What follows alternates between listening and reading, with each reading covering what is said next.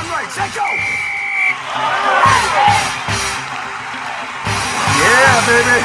High and tight all day long. Right here.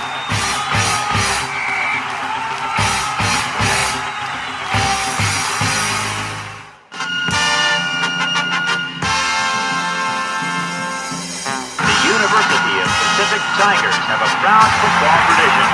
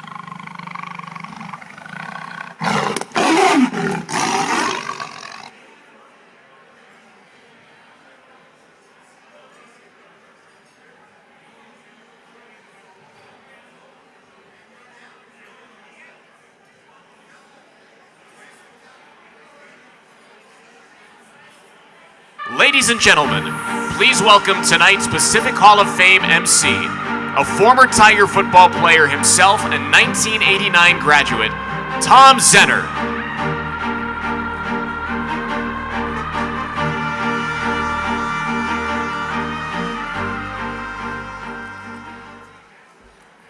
Well, welcome everybody. I wish they had one more highlight for me, but they were able to dig up one. What a great night this is going to be. My name is Tom Zenner. I did have the honor of playing football here a few years ago, being part of the Tiger program, and what an exciting night we're going to have, everybody. It's a true honor to be the MC tonight and the host of the program. We got some very special people to honor tonight. How's everybody doing? Excited to be here? It's been a little while since we've had something like this, a few years, so we're all due, and man, I think we're just in for a great night. The whole weekend has been spectacular. Let me just say this real quickly. You guys did such an amazing job on the plaza. What a great way. If I can speak for the football players that are in this room, I think we all feel the same way.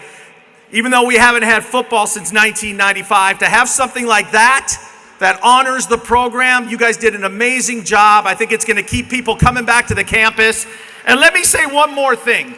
I've been here since yesterday. It's just been a magical weekend, catching up with so many old friends and teammates here. And a message to the honorees and the Hall of Famers that are already Pacific Hall of Famers. Man, thank you guys for what you've done. It's just been amazing. Even though we haven't had football, we could follow your careers and watch what you've done and live vicariously through you. So, hey, congratulations to everybody that's here tonight. You guys ready to have a great time? I think so. Beautiful building in here. We're going to get it rolling. All right, so this is the 35th annual, maybe with a little hiccup in between here, but the 35th annual Pacific Hall of Fame banquet. Could not be more excited for who we're honoring tonight. We're going to have a few special surprises. It's a special night for everyone here at the University of Pacific to honor Pacific's heritage of outstanding athletics, alumni, and Hall of Famers, and to cap off an incredible weekend by honoring 2 individuals and 2 teams, as well as this year's Amos Alonzo Stagg Award winners, and all of them are Pacific football players. And hey, how about the Pacific football magic helping the baseball team this weekend, right? It's down 7-0 last night, and they have that fantastic comeback. Congratulations, head coaches over there, and glad we could all be part of that, but that was a lot of fun too. All right, so as we begin our program tonight, I would like to take a moment to recognize and welcome some distinguished guests who are in attendance with us this evening. Ladies and gentlemen, please welcome President of the University of the Pacific, Chris Callahan, and First Lady Jean Callahan. Current members of the Board of Regents, Mary Elizabeth Eberhardt and Brian Miller. Former Board of Regent Chair, Kathy Jansen. Current Cabinet Member, Vice President of Development and Alumni Relations, Scott Biederman. And Director of Athletics, Janet Lucas. Thanks for being here, everybody. All right, so at this time, I'd like to give recognition to each of the former Hall of Fame inductees who are in attendance with us tonight. Hopefully you guys have your medallions on. How about a big round of applause for all the current, past Hall of Fame members that are here with us tonight. Guys, why don't you stand up? Hall of Fame members.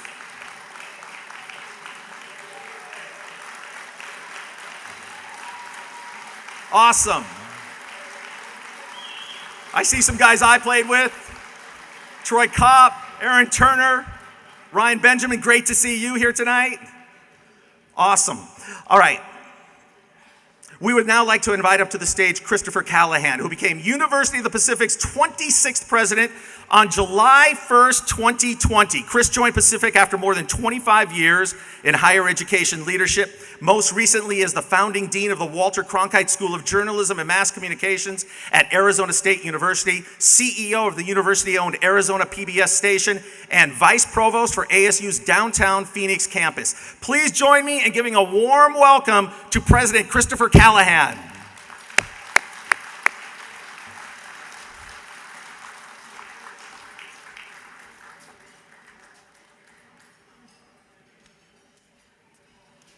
Thank you so much, Tom. Good evening, everybody, and welcome. Today is truly a great day to be a Pacific Tiger. Tonight we have the opportunity to honor the best of our best. And you'll be hearing more about our awardees shortly, but I wanted to offer my personal congratulations to all of them.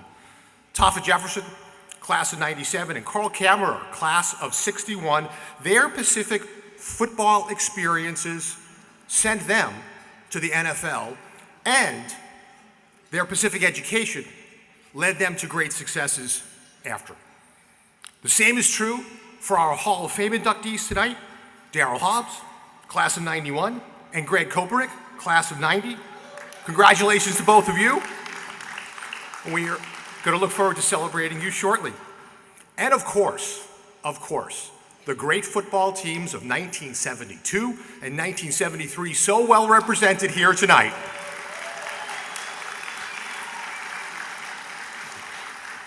And we're also honored to have with us tonight Lynn Caddis, daughter of the late head coach and so beloved Chester.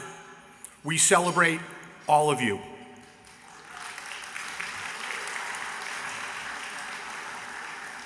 All of these men are all fantastic representatives of California's first and oldest university. But for too long and too often, we ignored our amazing 100-year legacy of football at Pacific. And today, and together, we turned that page and started a new era. Many of you were here this morning for the dedication of the new Stagg Memorial Plaza, a fantastic gathering place to pay homage to all of you and the legacy of football at our great university.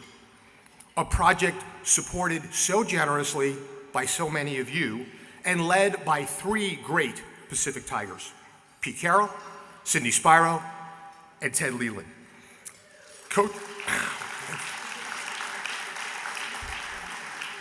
Coach Carroll couldn't be with us tonight, but he will be back on campus in 2 weeks when he receives his honorary doctorate from the university. That will be Pete's third degree from Pacific. But we're delighted that Cindy and Ted are here with us tonight, and I'd like to take a moment to acknowledge their leadership and their hard work. Because of that, the Football Legacy Project went from vision to reality. Cindy, Ted, thank you.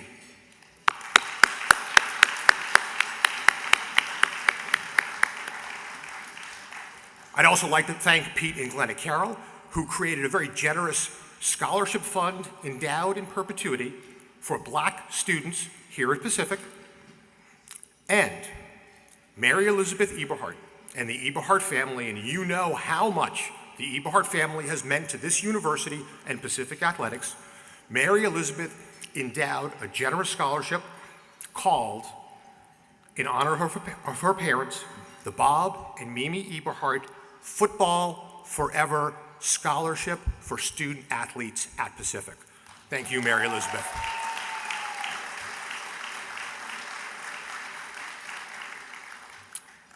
With the opening of the new Stagg Memorial Plaza, we welcome back so many of our great football players of past eras. Some, who I have recently learned, have not been back to campus in years, in some cases in decades. We welcome you back to your campus. We welcome you back to your university because this was, is, and always will be your home. You are great Pacificans, you are great Tigers, and you help make this great university what it is today. From the bottom of my heart, thank you for being here, and welcome home.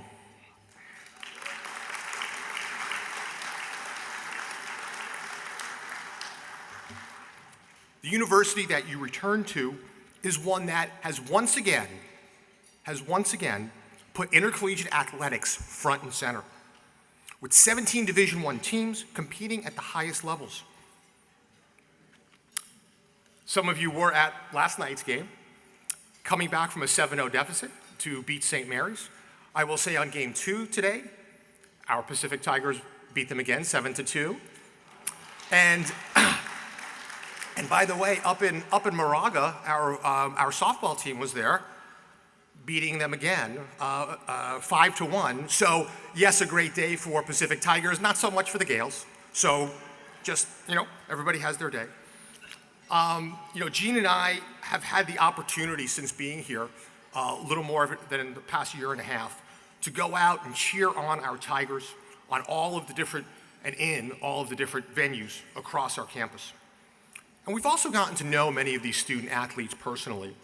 And we can tell you from personal experience that we all have much to be proud of.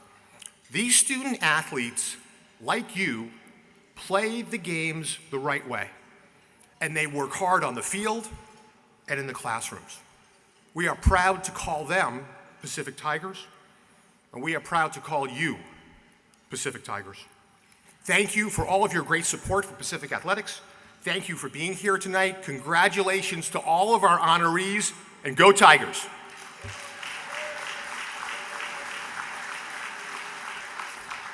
Thank you, President Callahan. And guys, I think we know when we have a president of the university that likes sports, that appreciates sports, man, that is a great thing for the university. So thank you so much for that. All right, before we get too far along here, I want to thank the following sponsors for their generous support of tonight's event. The Bank of Stockton, G-Force Productions, IMAC Construction, Inc. Yeah. McMaster, nice. The Foothills Foundation. Please give them all a nice hand. Couldn't have done without you guys. Thank you. Okay, we'd now like to invite up to the stage Pacific's Director of Athletics, Janet Lucas. Janet was named Director of Athletics at Pacific in April of 2018. She joined Pacific after 12 years at UC Riverside, where she served as the department's second in command and provided leadership and management of the university's 17-sport Division I program. Please join me in giving a warm welcome to Janet Lucas.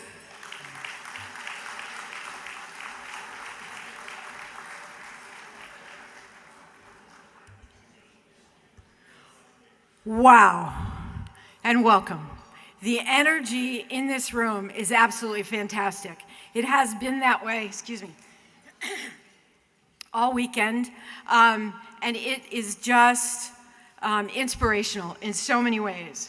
I said this earlier today, but it bears repeating. What a great day for Pacific Athletics. Tonight is a pure celebration, one that is certainly dedicated to the legacy of Pacific football, but it's also shaped around personal connections and a shared passion for Pacific. We have seen this throughout the entire weekend, whether it was the John Strohmeyer retirement of his jersey. That ceremony was so touching. Whether it was the football gathering last night at the baseball game, We had the Steve Pirelli dedication today of his memorial bench out in the bullpen. And then, of course, the ribbon cutting for Stagg Memorial Football Plaza. We are here tonight to acknowledge our Hall of Fame inductees. President Callahan went through each of them. Please just accept my personal congratulations. These accolades are overdue and extremely well-deserved. So congratulations to each of you.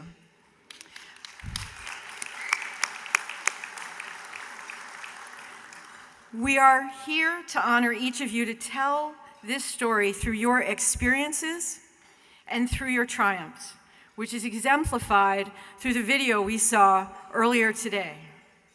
We are here to appreciate the difference you made and are still making, each of you in your own special way, to acknowledge the athletic and personal accomplishments by each of you as remarkable alumni of this university. And as always, we're here to enjoy our extended and amazing Pacific Athletics family.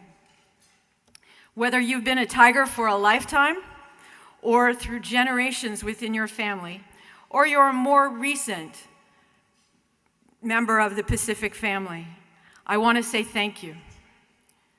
Thank you for believing in Pacific, the value of our athletic program, and the impact it has on our university and our community.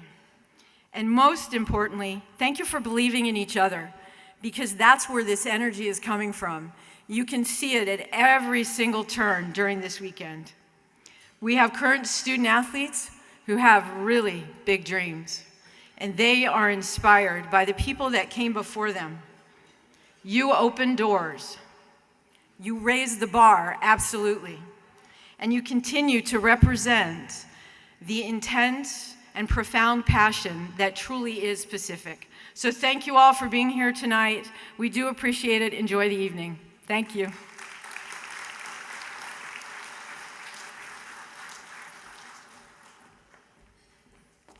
All right, thank you, Janet. All right, it is going to be time to hand out some of these plaques, some of these medallions, honor some of these great athletes tonight. We're going to begin the awards with recognition of two gentlemen who were Pacific Letter winners that went on to lead a life of distinction, demonstrating the integrity, dedication, idealism, and team spirit personified by the late Amos Alonzo Stagg. Our first Amos Alonzo Stagg Award winner tonight is Carl Kammerer, class of 1960. Carl Kammerer played 3 seasons, 1957, 1958, and 1960 with the Tigers, sitting out his junior year due to injury. Following his final season at Pacific, Kammerer enjoyed a 9-year career playing professional football. After being selected in the second round of the 1960 NFL Draft, his stops in the league included 7 years with the Washington Redskins and 2 with the San Francisco 49ers. One of his best NFL memories, he tells us, included sacking Dandy Don Meredith on his 1-yard line, and then on the very next play, blocking the punt of Danny Villanueva in the end zone for the touchdown to win the game.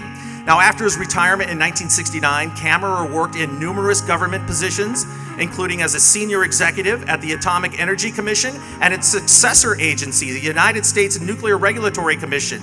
Now retired as a charter member of the federal government's Senior Executive Service, Kammerer serves as a liaison for sports and recreation for the Walter Reed Society Boards of Directors. He spends much of his time arranging golf tournaments for former NFL players and wounded veterans. This year will mark 2 significant numbers for Carl's ministry with combat wounded Vietnam veterans, which he began in 2008. Now, he's going to have raised over $500,000 for the Walter Reed Society, and he will see more than 200 combat wounded veterans honored at prestigious golf tournaments all across the United States, from New York to Florida. Carl is married to Patricia Burns Kammerer. They were both 1961 graduates of Pacific. They have 2 daughters and several grandchildren, many of which are also outstanding athletes. Please join me in welcoming to the podium 2022 Stagg Award recipient, Carl Kammerer.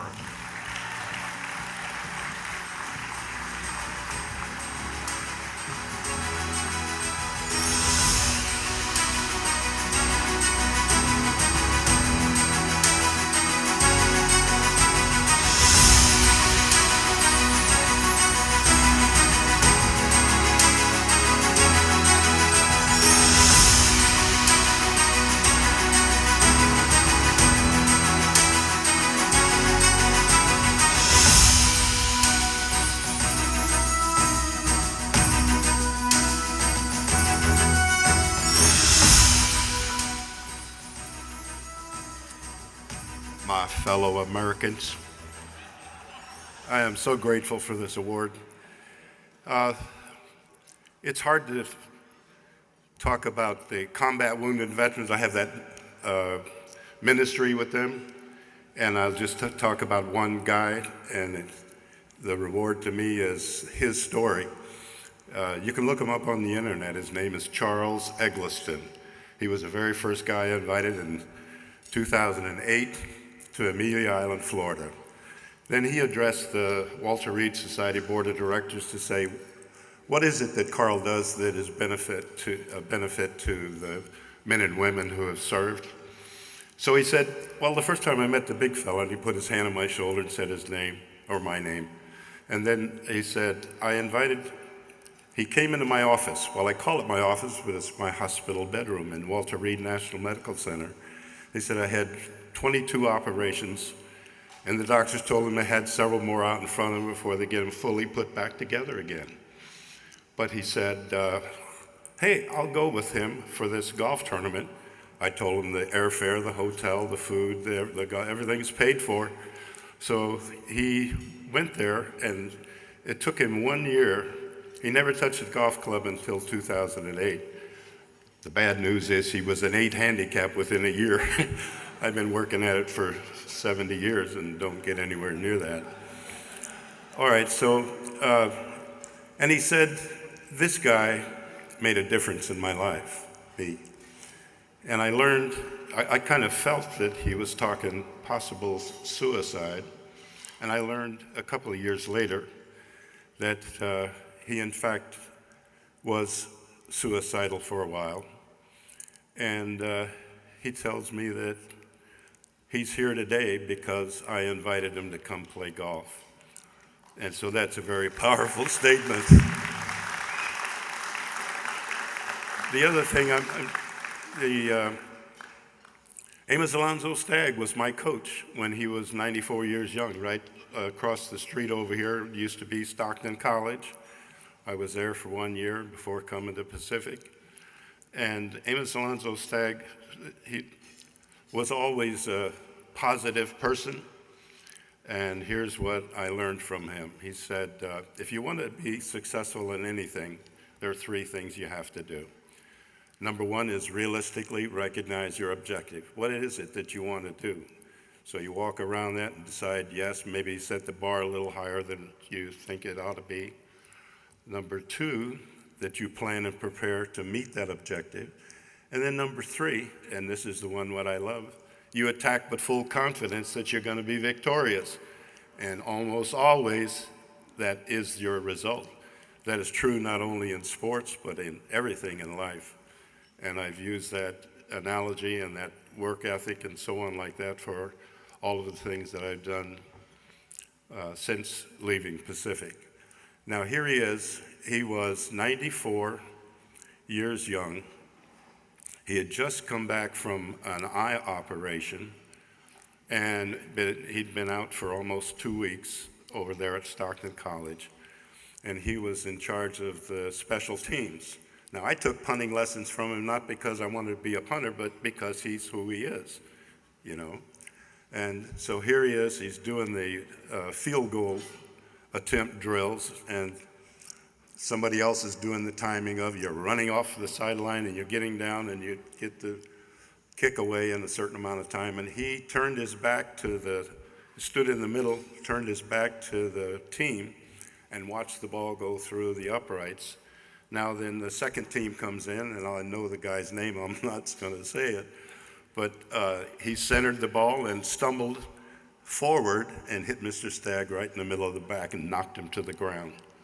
And 94 years young, he's knocked to the ground.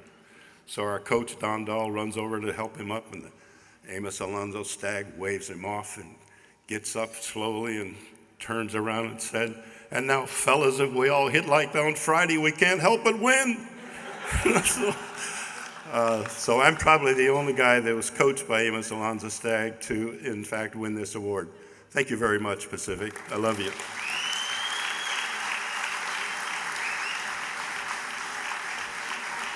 That's some swag. Cool dude. Carl, awesome. Thank you so much. Amazing. It's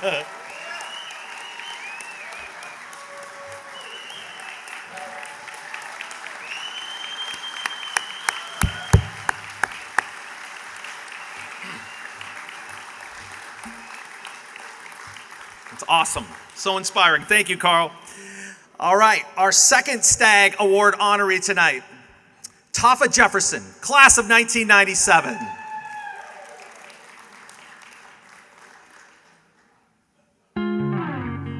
Prior to joining University of Pacific in 1994, Jefferson attended Golden West College in Huntington Beach, California, where he earned a second-team All-Mission Conference selection in 1993. After wrapping up his collegiate playing career, playing 2 years for the late Chuck Helton at Pacific, Tafa signed as an undrafted free agent with the Chicago Bears in 1997. Despite sustaining career-ending injuries to his shoulder and ankle while playing in the NFL, Jefferson went on to launch and is now the CEO of the franchise Amos Senior Care and Amos Franchise Inc., which provides both in-home care and assisted living options to the ever-growing senior population.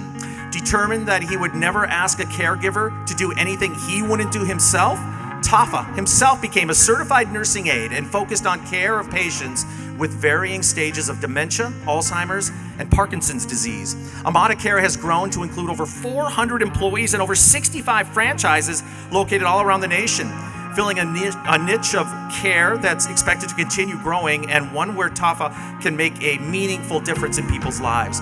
Tafa was selected by OC Register in 2015 as a top 40 entrepreneur under 40. In 2018, he was recognized by Inc. magazine's fastest growing companies. He was featured in Forbes magazine in 2019, and most recently, Fortune magazine recognized Amos Senior Care as the 2022 recipient of a Great Place to Work. Tafa is a big-hearted, expansive visionary at the forefront of identifying solutions in the senior home care industry. He applies all the skills he learned on the football field to life and business. Teamwork, integrity, and passionate commitment. He is a dedicated husband and family man. Please join me in welcoming to the podium 2022 Stagg Award recipient, Tafa Jefferson.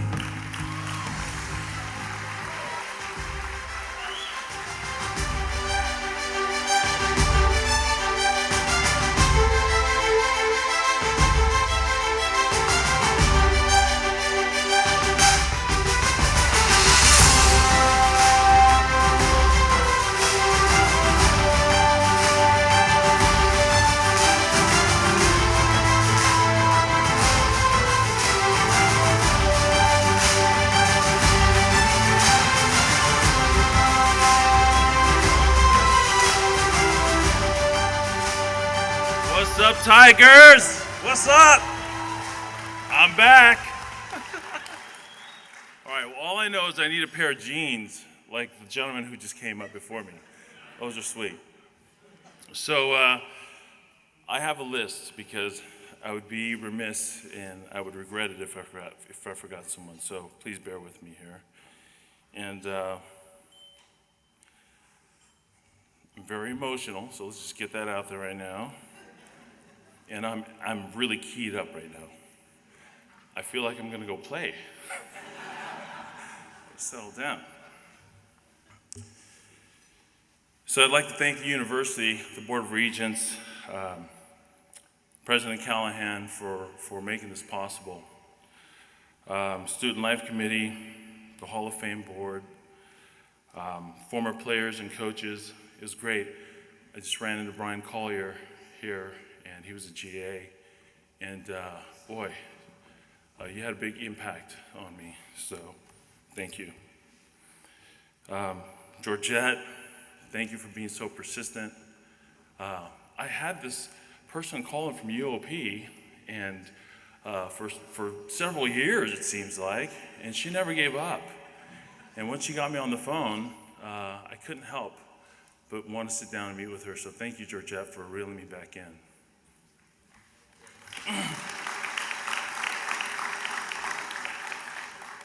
Cindy and Steve, you guys have done so much for the university. I remember as a player, I would always see Cindy, and I wasn't quite sure why is she here all the time, right? You know, but she was so dedicated and she was so committed to the university, and to see you now and Steve, it's just so great to come back and join arms and visit with you, the coaches and the players. It's phenomenal. So thank you, Cindy, for your dedication, and Steve, the Stagg family. What an amazing man to be nominated and nationally recognized as a player and a coach. That's incredible. You know, I had some time to really read up on who he was, because I'm a 19-year-old kid on a football scholarship. Yeah, I see Stagg Memorial Stadium, but when I really learned about him and his nature and his ministry to just serve others, what an incredible man. And I read somewhere, he said, when I lay down and I'm gone, I just want people to know that I was a good man. I was an honorable man. And it's incredible. That's when I leave this earth, that's all I want to be remembered as, just an honorable, honest, loving husband. So, great example. So, the late coach Chuck Shelton, it was interesting because I had verbally committed to another college. I was recruited by a couple Pac-12 schools, Pac-10 at the time, and Big 12, and I'm a California kid. I can't bear the cold too much, so going to Iowa and Kansas was out of the question. So I committed to Washington State, and it was a done deal, and Coach Shelton, through Wade Harmon, called me and said, "Son, you need to give University of Pacific a shot." And I'm like, University of who? Honestly, I didn't know much about the school. And he said, "Son, just come visit us." And I came, and you know what? It was the family that I was looking for, right? And I heard that Dick Bass got 12 players scholarships here. I got a mini Bass package because Shelton ended up scholarshiping my younger brother, Love Jefferson, and he came here, played, went on to have a successful career playing football, ended up at Washington State. That's a separate discussion. Played in the Rose Bowl, which was a separate discussion. I was happy for him, but but there's so many coaches, so many professors here that invested in me, and I want to thank you guys. Coach Harmon, Bill Blyle, Coach Chico Canales, Scott Kreiner, Mike Loxley, Chris Pond,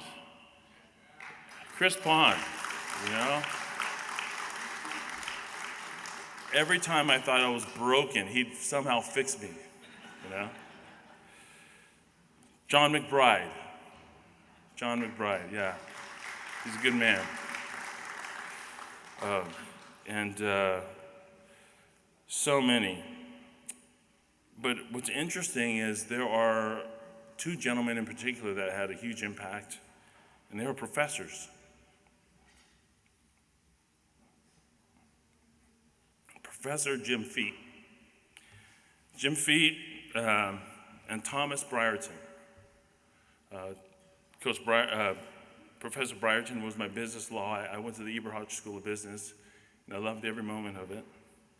But they believed in me, and to them, I want to thank you. If you guys are out there, I really appreciate you guys.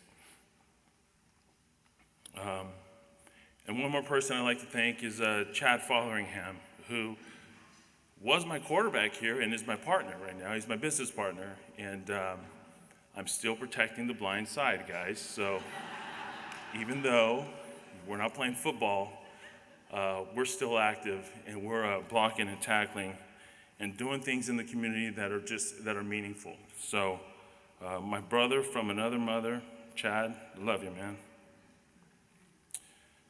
So there were three things that are kind of character builder things that my father instilled in me as a young boy growing up, and my mother. And those three things, I've heard them mentioned over the last couple of days.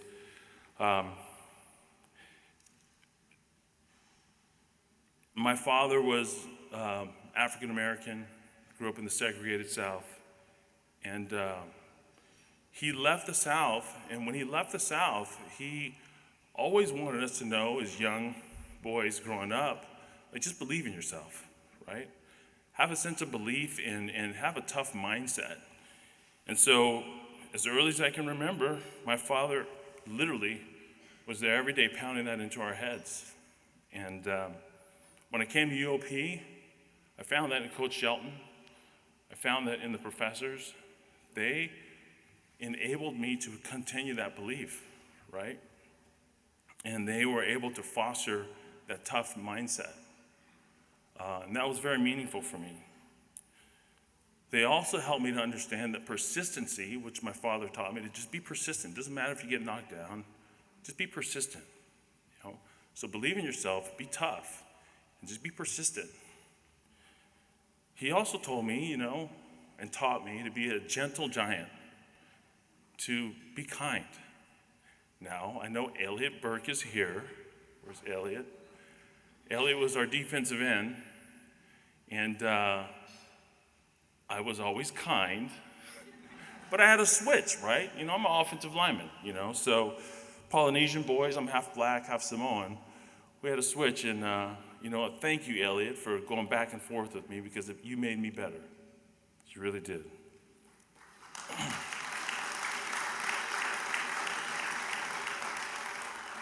So as I was saying earlier, my father, African American, came here when he was 17, left the segregated South. He was from Jackson, Mississippi. Met my mother, who was on the island, and her mother had enough foresight to get her off the island, because she knew that if she stayed there, chances were she was going to start a family early and whatnot. And so my mom always wanted to be a nurse. And so Grandma sent her to the United States. She was browsing through a record shop. My dad sweeping the floors. Who's this Polynesian honey over here, right? So they get to talking. Dad goes off to the military.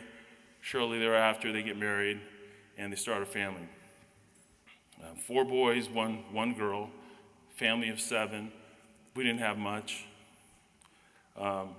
I'm proud to say that my father was an honorable man. He still is. They're retired now. And we didn't have much. And I tell people this all the time. The best thing my father ever gave me was nothing. He gave me nothing. And that was a gift, because I had to work for everything.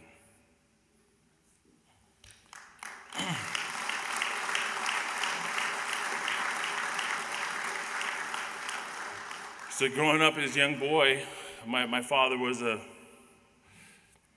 entrepreneur, and he would build businesses. They'd crash and burn, but he always had a perspective. He was never a victim, never ever, no matter what happened. And that was great for me to see, because I didn't know why the businesses didn't work out. It was like, he just had a great attitude, and if something didn't work out, he'd start something else.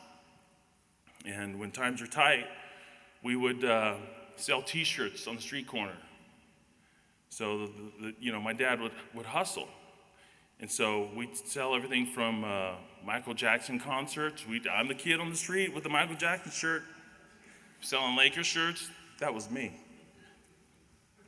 And go to the swap meet on the weekends. We'd sell Cokes and bottled waters, anything we could do to just make ends meet. And I didn't know it at the time, but I was going through the school of being a entrepreneur at home. He was teaching me something that I realized later on that it would prove to be a valuable asset. So he decided to move us out of Los Angeles. His family of 7, sold the home that he bought with his VA loan. We moved into a 1-bedroom garage, 7 of us. And we didn't have much, but we had love. And my father was in the home. And that's key. That's so critical.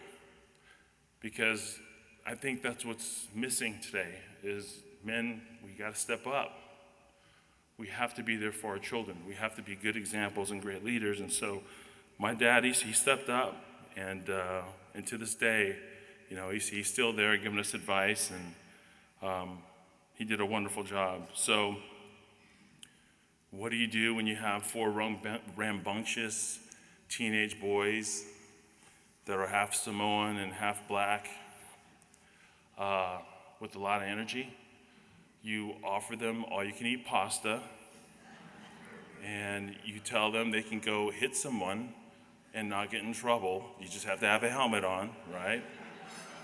And we were introduced to football.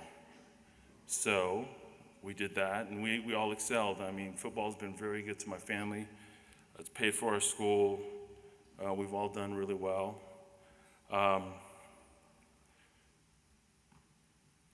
Some of my memories here at University Pacific, I mean, we had some harebrained, I mean, it was crazy some of the things we did. I mean, my wife and I, my high school sweetheart, she would come up on the weekends and visit with me. And during football practice, we'd do some crazy things. I mean, it'd get like 109 degrees outside. We'd see if you can take an egg from Grace Covell and cook it on the pavement back here. We'd crack the egg before practice and see if it was cooked on the pavement, right? Because there was some serious heat back here. I mean, we were having some heat strokes here. It's incredible. I don't know if you can do that nowadays, but yeah, you guys know. But, you know, the camaraderie that we had together as young men was incredible. And to this day, I really appreciate the time that I had here on campus. And so a lot of fond memories. From a football perspective, we threw a bomb in San Jose State at the end of the game and brought the bell back to Stockton. I don't know if any of you guys remember that. You remember that? Oh, yeah, you guys remember that bomb? Yeah. Even I was surprised. But to have great players, to be surrounded by great coaches and great players like Joe Abdullah, who, by the way, Eddie George had only 130 or 140 yards more than Joe Abdullah and got the Heisman that year. Joe Abdullah ran his tail off that year, and you know, as a hog, right, it was our primary objective to make Joe's job easy, but the sense of joy that I would get when Joe would come back to the huddle just grinning ear to ear because we just busted off 17 yards on these guys on a screen or on a draw. It was, I can see his smile, you know, to this day. Those are some of my fondest memories of the school. But I tell you what, that being said, I went to the Eberhard School of Business, and that's where I really cut my teeth.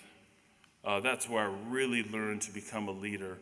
And there were two professors in particular that really invested in me. And it was Professor Feet and Thomas Brierton. And I want to thank them for making that investment. And one quick story about Professor Feet. I hear that he's starting this entrepreneurship program, and I was very interested in that. And word around campus was this new professor that the university brought in was teaching students how to become a millionaire. And I'm like, well, I'm signing up for that class, right? So I sign up for the class, and we get in, and over the first couple of weeks, he's kind of like slow playing things, right? He's like slow playing me. I'm like, when are we going to get to the meat and potatoes here? Like, you know. Then he proceeds to come in and kind of tells us the scoop. Okay, well, this is what you got to do. Okay, since you guys are in the class, no one can drop, okay? You got to brown bag it every day, okay? You take your lunch to work every day, okay? You never step over a penny if you see it on the street, right? You reuse Ziploc bags. And I remember watching Oprah Winfrey. You're not allowed to do that. It's very insanitary to reuse a Ziploc bag, right? I saw that on Oprah. I'm like, this guy. So things like that, very practical. But once he got us in, he was so good at helping us understand the ropes of starting a venture, and fighting through tough times and all of the things that Coach Shelton and this university had prepared me for in business, it just came so natural. It was so natural. So another thing, which was crazy, he said, well, in order to save on gas, sometimes I don't even drive home. I have my sleeping bag under my desk. I mean, never finance a car, right? Never finance a car, right? And he drove this junky Toyota Corolla, right? But he was onto something, right? Be very frugal with, your income. So now he's the dean at the University of Maryland, and we just opened up a couple offices out there in Maryland, and I called him up. And I said, Professor Feet, this is Tafa. He's like, I remember you. And I said, okay, one question for you. What kind of car are you driving? He says, Tafa, I bought a new car. He's like, I'm doing well enough to buy a new car. So anyhow, this one's for you, Professor Feet, and all of those who invested in me. My dearly beloved wife, Alicia Marie Jefferson, who is just so graceful.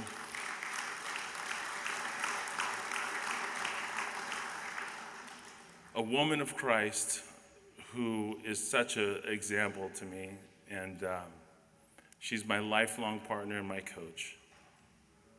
So thank you guys. Thank you guys for bringing me back.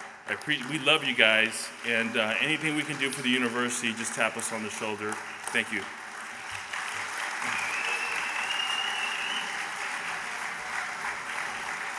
Thank you, Tafa. Great job. Keep up the great work. Awesome.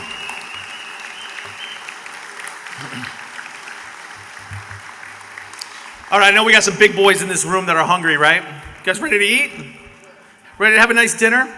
It's about ready to start here, courtesy of Angelina's. So Angelina's, thank you for your great work and preparing dinner tonight. First, before we have dinner, though, I want to invite Mike Mangrum from the class of 1978. He's going to come to the podium to give us tonight's invocation. Mike?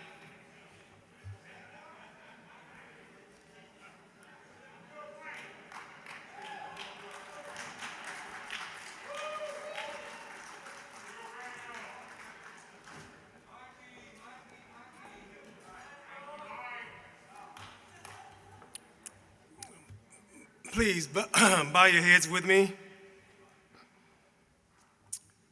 Dear Heavenly Father, we beseech thee, asking that you come in and fall afresh on each of us.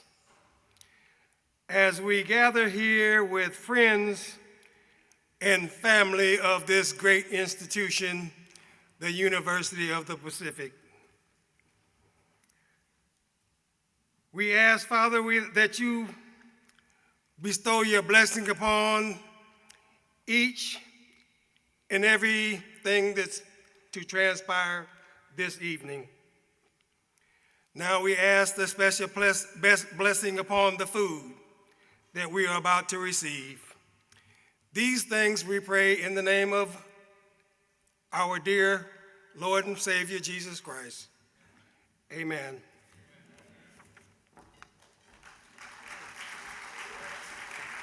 Thank you, Mike. All right, and one special thought, too. A lot of you guys in this room played with Savai Seau, so a special thought to him and his family. And a lot of you guys in here know him, so we think about him tonight as well. All right, we are going to start the dinner now, and then after that, it's the Hall of Fame inductions. Are you guys ready for the big part of the show coming up a little bit? Having a good time so far? All right, great seeing you all. Enjoy dinner, and we'll be back here in a few minutes. Thank you. All right, greetings, everybody. How's that dinner? Not bad, right? Delicious. Dessert's coming, too, so save some room. How about we'll give a big round of applause to Angelina's. They're our caterers tonight. They did a heck of a job feeding close to 300 people. Some nice hors d'oeuvres, too, so thanks, guys. That was delicious. I also want to thank some very important people who helped put this evening together. The Pacific Athletic Hall of Fame Committee, including Rod Bovey, Mike Haley, Dwayne Izzetti, Dean Jansen, Gary Scott, Holly Drexler, and Tim Dixon. Great job, guys. Heck of a show, and there's a lot more to come. Let's have a big round of applause for Angelina's and our committee tonight. Thank you, guys. Awesome. Okay, you guys ready for the main event? Ready to honor a few Hall of Fame honorees here tonight? Let's get it going. If I can have everybody focus your attention now to the two big video boards on either side of the stage as we honor our first member of the 2022 Hall of Fame class, Daryl Hobbs. One of the best wide receivers Pacific has ever boasted, Daryl Hobbs is inducted tonight into the Pacific Athletics Hall of Fame. Hobbs was a wide receiver at Pacific for 2 seasons, playing for the Tigers in 1990 and 1991. During his time in Stockton, the Victoria, Texas native engraved his name onto several single-game, single-season, and career record lists. One of his biggest accomplishments includes when Hobbs combined with teammate Aaron Turner for a record 419 yards receiving in a game against Utah State on November 17, 1990. Individually, Hobbs totaled 228 yards in the contest. The following season, he and Turner teamed up yet again, setting a single-season record for total receiving yards by 2 players with 2,446. Overall, Hobbs ranks in the top 10 in multiple categories at Pacific, holding the single-season record for touchdowns with 14, receiving touchdowns with 12, receiving yards with 848, receptions with 62, and all-purpose yards with 1,466. In the career record books, Hobbs ranks 3rd in total receptions with 124, receiving yards with 1,690, touchdown receptions with 26, and is 9th in scoring at 158. Hobbs led the Big West in touchdowns both years and received all conference honors. Daryl lived by the motto, "All it takes is all you've got." Following his time at Pacific, Hobbs played 7 seasons in the NFL, opening his career with the Los Angeles Raiders before going on to play for the New Orleans Saints and Seattle Seahawks. A Tiger through and through, Daryl is currently an athletic director and head football coach at Provision Academy in Houston, Texas. Ladies and gentlemen, please welcome Daryl Hobbs into the Pacific Athletics Hall of Fame.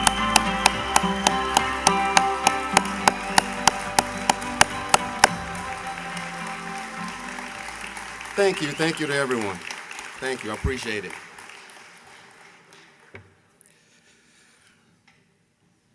Well, it's been a long journey, but I'm finally here. I'm happy to be amongst all the great athletes who've put on the Tiger uniform.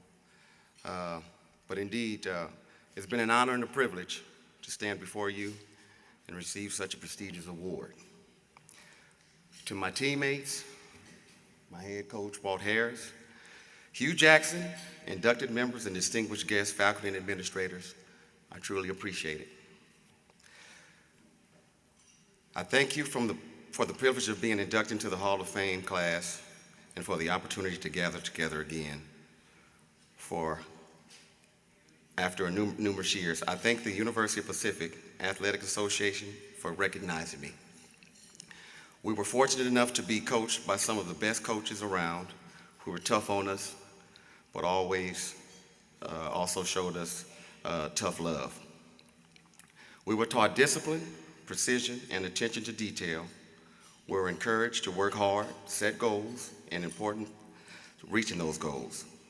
The University of Pacific taught me how to handle failure and grace and how to regroup and focus on improvement. We were taught what good sportsmanship was all about, and I didn't know it then, but many of life's lessons Coach Harris taught me would serve me for the rest of my life. Thanks, Coach.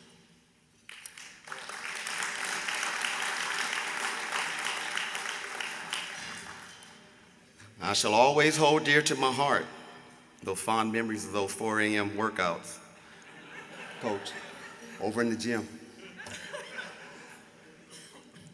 Also playing in Tennessee against the Volunteers. working out with Coach McBride in the old tin can weight room. Those are awesome memories for me. Also, to my son, Bryce, I'm happy to have you here today to witness this special moment. I think it's important for you to see how brave and bold and talented your dad was.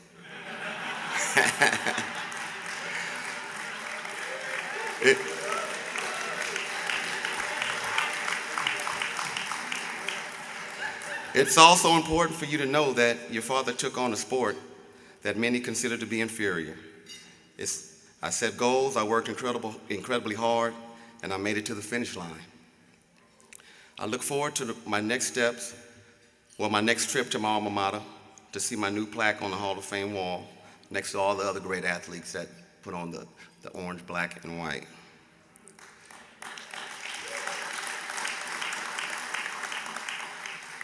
I would also like to give thanks to my wife, Ty, my mother and father-in-law, and friends, all those that loved and supported me throughout my participation playing football here at the University of Pacific.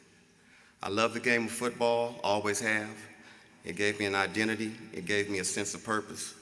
For an African-American man, it's a great opportunity in America to be able to play football, and I'm thankful that God allowed me to have that talent.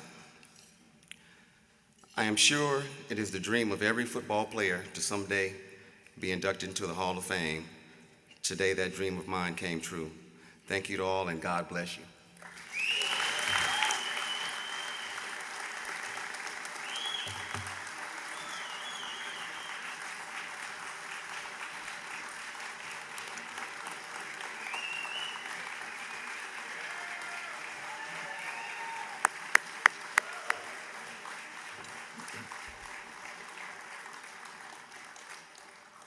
Congratulations, Daryl. Awesome. I had a chance to play on that team that Daryl Hobbs was on. And as a matter of fact, I was able to make a little University of Pacific history. I'm probably the only player that was a wide receiver on that team until Coach Harris saw how good Brian Baldwin and Aaron Turner and Mr. Hobbs over here were. So on a Tuesday, I was a wide receiver. On Wednesday, I was a safety.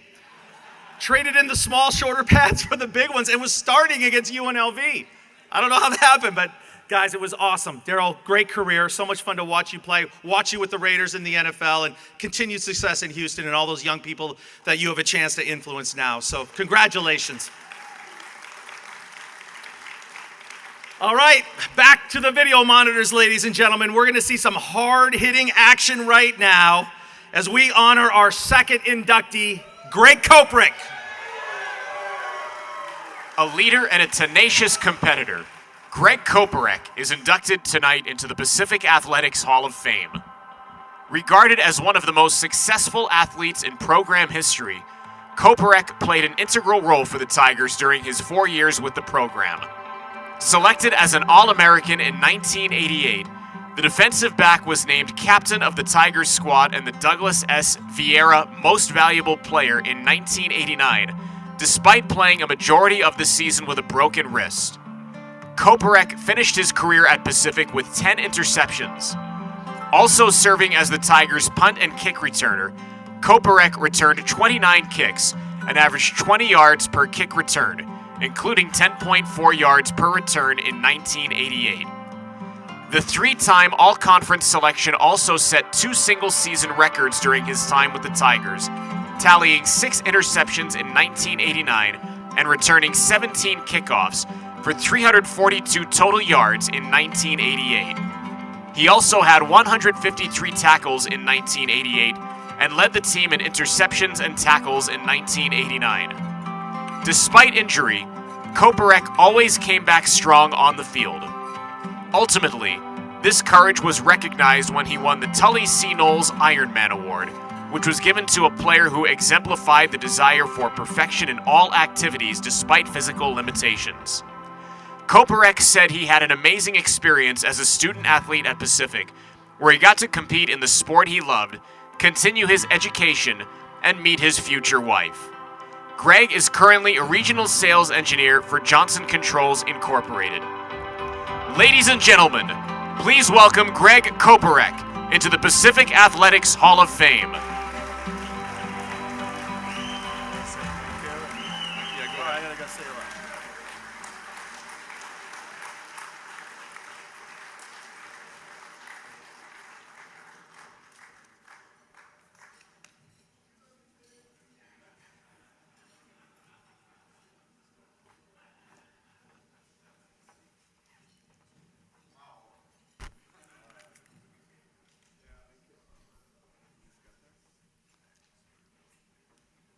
All right.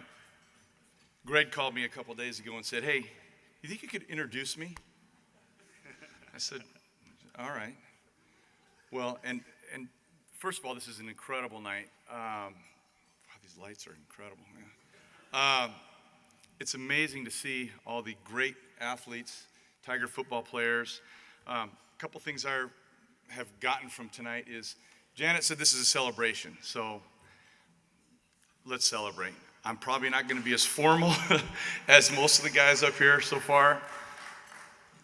I've been amazed by Carl, Tafa, Daryl. It's been a really cool night. The last time I was in this building was about 35 years ago, and I think I was throwing up in a trash bucket right over here about 4 o'clock in the morning. So this is much better. Since me being up here is a little off script, I'm going to keep it short. And I know it's getting close to bedtime for class of 72, 73, myself, Mike Hawkins. I was going to talk smack about that, but I've been seeing these guys in class of 72, 73. It looks like they could strap it up right now. It's crazy. I know. Greg and I were roommates for 2 years. We got that opportunity when we both were trying to get out of the dorms, and an opportunity popped up in the townhouses. 2 of our previous football players were leaving, going on to a different spot. It was James Mackey and Carl Hancock. They unfortunately can't be here tonight with us, but Greg is well represented with his family, friends, and teammates. I told you it was going to be inappropriate, Kobe. He said just go for it. Don't worry about it. It's a celebration, right?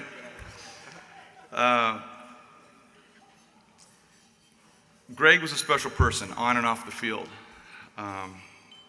He quickly became one of my best friends, like he is to many of you guys out here. He's the guy that, with a couple guys out here, the Nordbeck brothers and Mike McMaster, for about 20 years, we've been going to the river. UOP football players from the late 80s and early 90s. Greg has made it every single year, and he's kind of the glue that's kept us all together. All right. As an athlete, it's funny, we're both really competitive. And I'm going to have to say, and I know he's going to argue with me later, but I whooped his ass in wiffle ball, Nerf basketball, golf, swimming, stair diving, laser tag, gin rummy.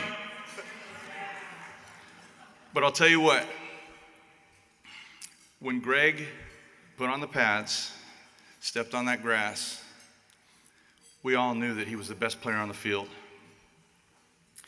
The guy could do anything. In my opinion, in pads, he was the fastest guy on the team. He warmed up on the bench press with what I maxed out at. For sure, right? Maybe. Maybe, yeah. Great football mentality. Greg could play safety, corner, rover.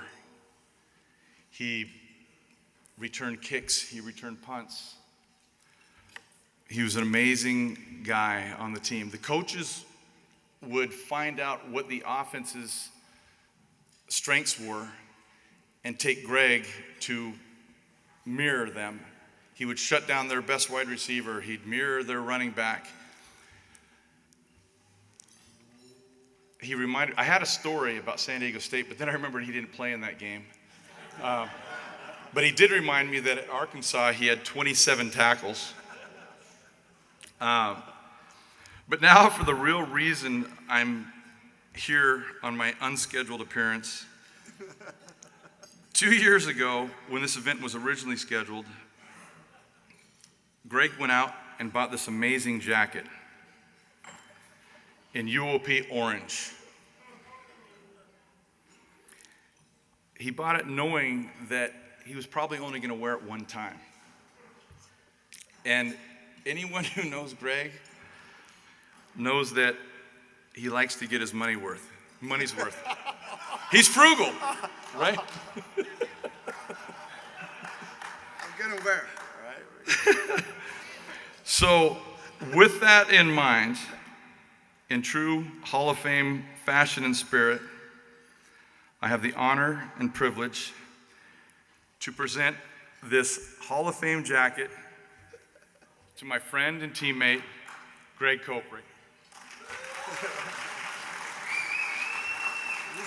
This is it. And I'm going to give his glasses back. Hey, Hobbs, yours is badass too, buddy. I mean, it's embroidered and everything. We're gonna go low. He said to go low. All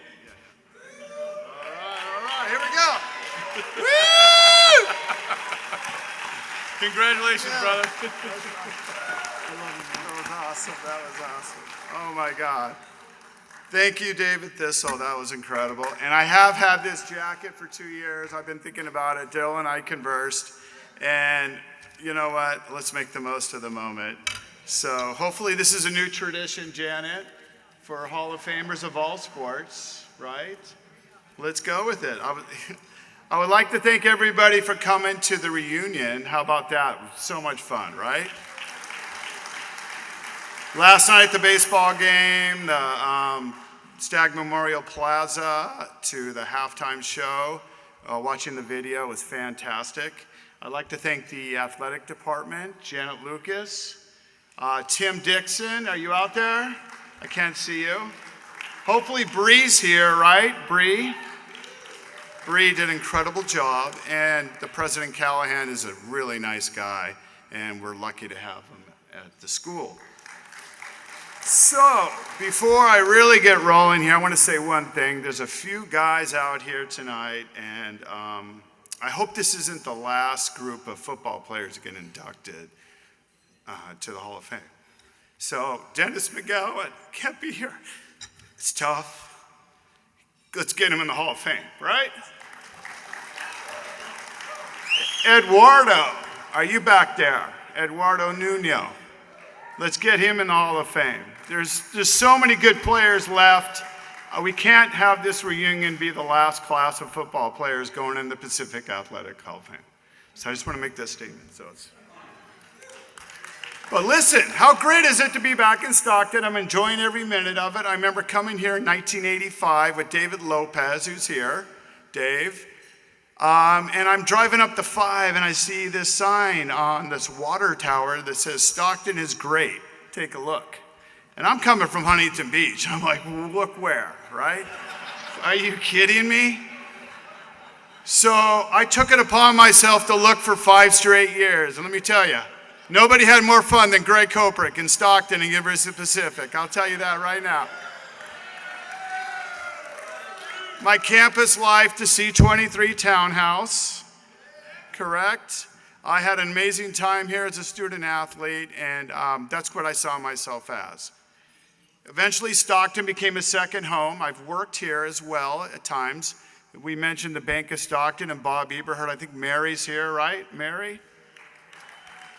I don't know if you remember my amazing summer working there, but I met your dad and had a great time. My job was to wash his Suburban every Friday. And then he would pull me into lunch to talk about Ducks Unlimited.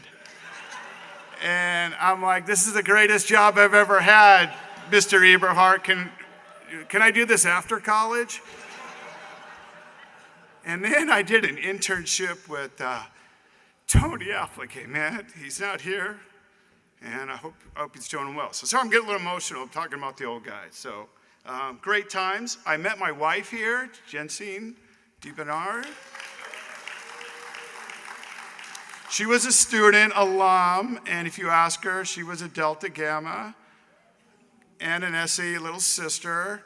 And she got to go to her sorority house today, so that was the highlight of the trip. My daughter, Chloe, who's here, my whole family. And this table right here is fantastic, and the IMAC construction and everybody here, so thanks a lot.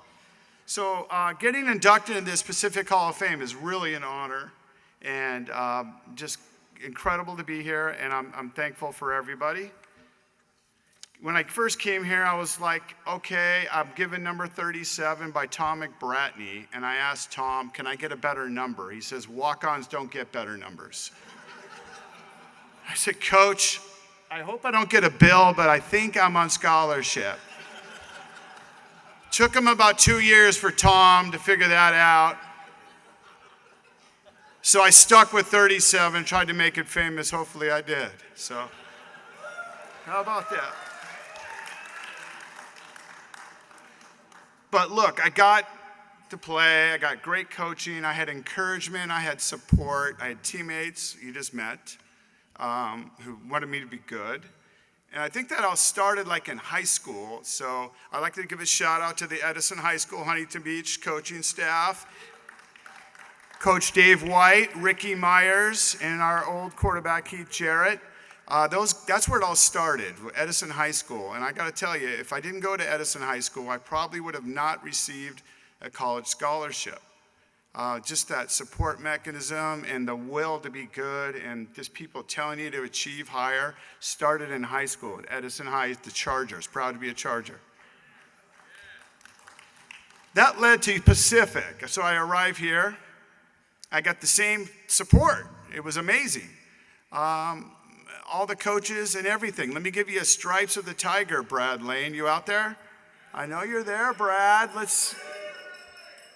Brad may fact check me on this, so let's be ready. I come here as a freshman. My first coach is Ed Donatel. He was now the defensive coordinator for the Minnesota Vikings, has an amazing career. And he pulls me aside for 1 week of freshman camp. And having the defense coordinator for the Minnesota Vikings as your first coach is amazing. Then I had Keith Burns. You all remember Keith Burns, right?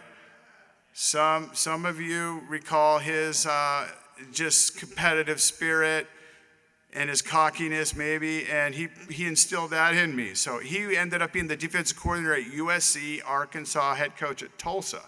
So I'm doing pretty good. Then I get Jim Wackenheim, who comes over, and he has had an amazing career. He stayed in the college ranks for 30 years. So my last coach, Coach Walt Harris hired, was Charles Davis, and he was my DB coach. Can you get any better than this, right? So the coaching staff I had here, and if you ever want to know what Charles Davis was like as a coach in 1989, just watch him on CBS Sports this fall as the number 2 guy, and that's who he was. So thanks, Charles Davis. So then I have these head coaches. I got Bob Cope, BC, and he comes into your living room. You're 17 and you're in Huntington Beach, and this guy rolls up with Steve Town. Steve, you're here, right? Steve, yes. Steve's the closer, if you ever want to know that. So Town rolls in, that's because they want him. I think he closed a deal on McMaster too, maybe the same night. And then there's Kirk Harmon. You know, I wish he was here. I don't know where he is, but he was a good-looking dude, and I idolized him. I said, this is my defensive coordinator. So Cope rolls in. He's got the whatever bull rings. He's twirling them around. He throws out all the one-liners. And my dad's like, you're going to play for that guy. So 5'4", just my parents fell in love, and I was lucky to play for him. So we miss him. So God bless Coach Cope.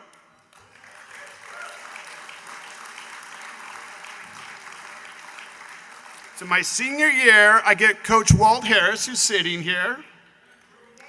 And I want to tell everybody right now I'm on board with Coach Walt Harris. He's a great coach. Let's get him up. This guy is an alumnus. He played here. He coached here, an incredible offensive mind, and he taught me a lot. I remember when the season ended, I was like team captain. He calls me up, I need to talk to you, Greg. I'm like, look, I've already finished the season. Am I going to get in trouble again? Like, can he make me run when the season's over? And I don't know if he remembers this. So he pulls me in. He says, if you're going to be captain, there's one thing you have to remember. And I'm just, sitting there. He says, you're a captain for life. So I don't know if you remember that. It's a great message, man. Captain here, captain for life, teammates for life. So incredible story right there. That's the one I remember the most. That was touching and actually stuck with me. So when we're doing the reunion trips, we're doing all these other fun things, playing golf with my teammates or whatever, that kind of sticks with you. So I think that spirit is why we're all here today, the ones that showed up and want to be here and want to be part of the program and remember why we're here. So regarding the pool and the tennis courts out there with the Stagg Memorial Plaza, I do think it's needed. It was a great gesture by the university to step up for that. I was part of that legacy project. It was incredible because it's tough, you know. Dave was up here talking. He was saying his kids don't really know he played football. And, you know, when you go talk to people at work or in life, you say, I played D1 football at Pacific. First thing they say is what? Where's that? What are you talking about? And that's right, Stockton, California, my second home, by the way. I love it here. And you got the Facebook pages, we got photos, we got, you know, the Stripes of the Tiger thing going on. But, you know, somebody did a student poll that said 90% of the students here didn't know football existed at any time, which was sad to see. But that's what made the Stagg Memorial Plaza so special and everybody here. And I just, like Janet Lucas said, the spirit is fantastic. So I just want to pass that on, that I'm really thrilled about everything. But at the end, I will really treasure this Hall of Fame induction. So will my family, my wife, my daughter, and everybody who came to join me. You took time, money for hotel rooms, travel, job situations, life. So it's a big commitment to be here, and to come here for me is special, and I just want to thank everyone. In addition, I want to thank all the outside linebackers and linebackers who held the edge on the 7 technique or the 9 technique and allowed me to swoop in and make all those tackles. Without you guys doing that, McMaster, Thistle, Pembroke, Aragon, Blossy, Kendrick Brown, Mike Hawkins is in there somewhere. I can't remember. This was a great, great deal. I was set up for success here, and that's what school did for me. So thank you very much.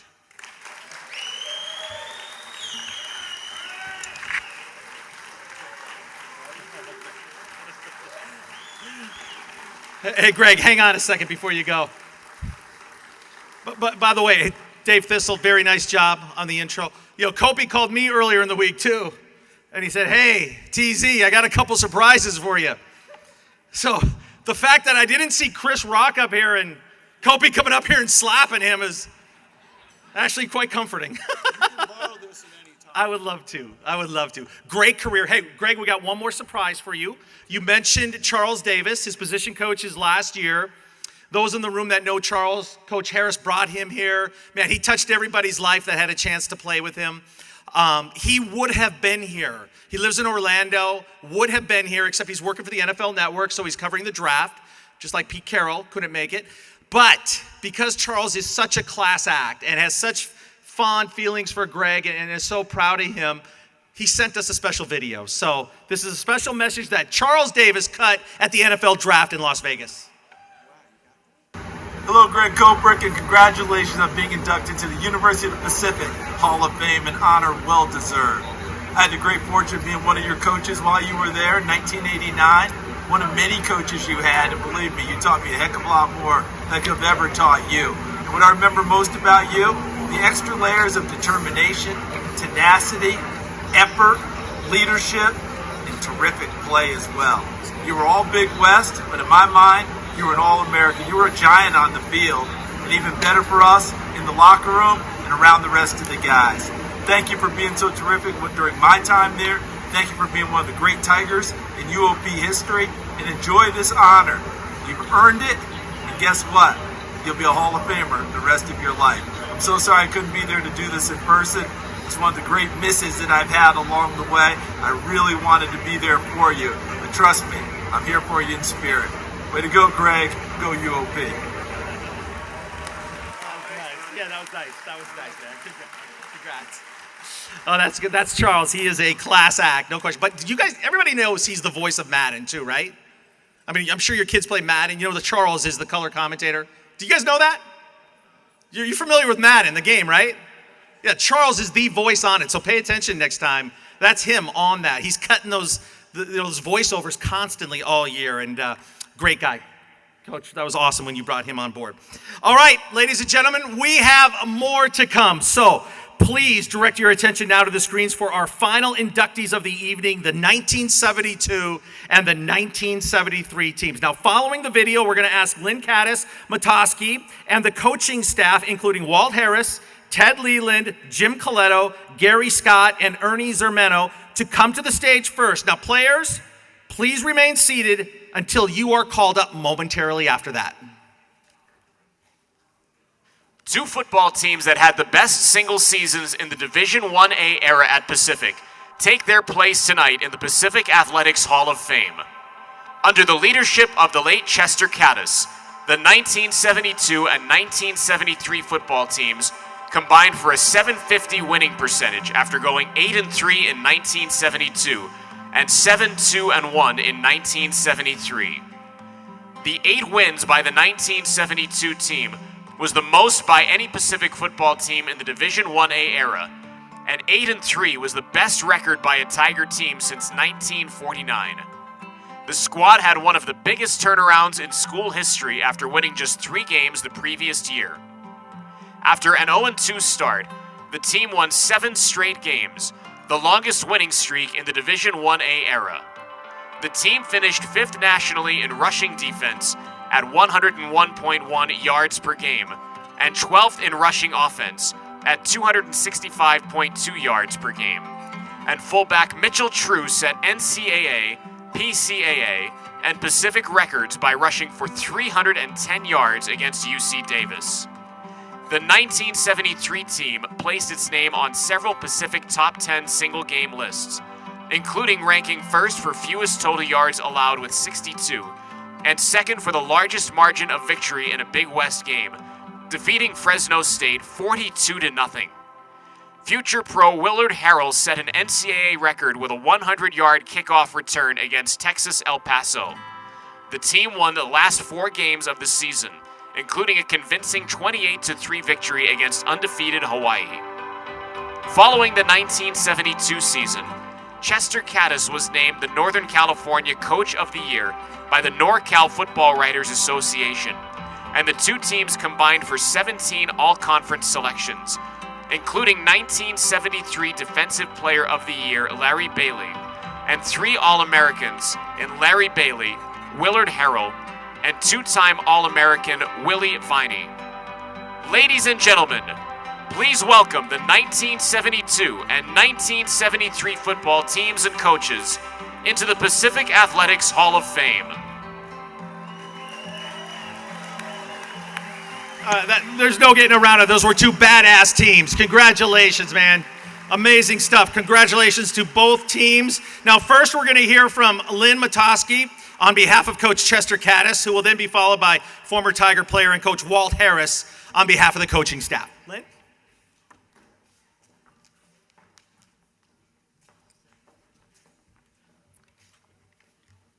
Glasses. Hi, everyone.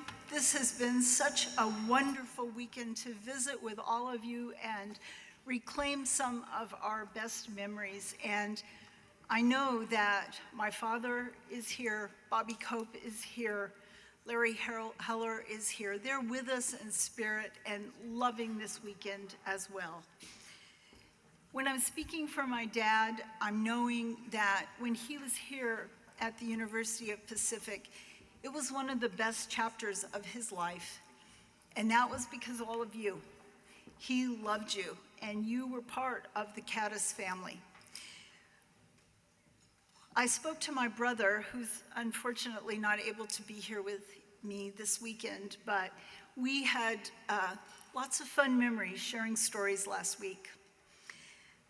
As I was preparing to write this talk, I got the press guides out and the programs, and I started looking at faces and remembering people. And I realized at that point that you all came from different backgrounds, different situations, but you came to Pacific with a confidence, with a determination, and with a trust in each other. You knew the coaches had your backs. They are some of the best men you will ever know. And you had an esprit de corps that showed. And that's a good thing, because the 1972 team started out the season by playing the University of Washington, and then you moved on to LSU. And you knew why you were playing those games, but you also understood and believed that you could play with those teams. And boy, did you give them a run for their money. And they were scared.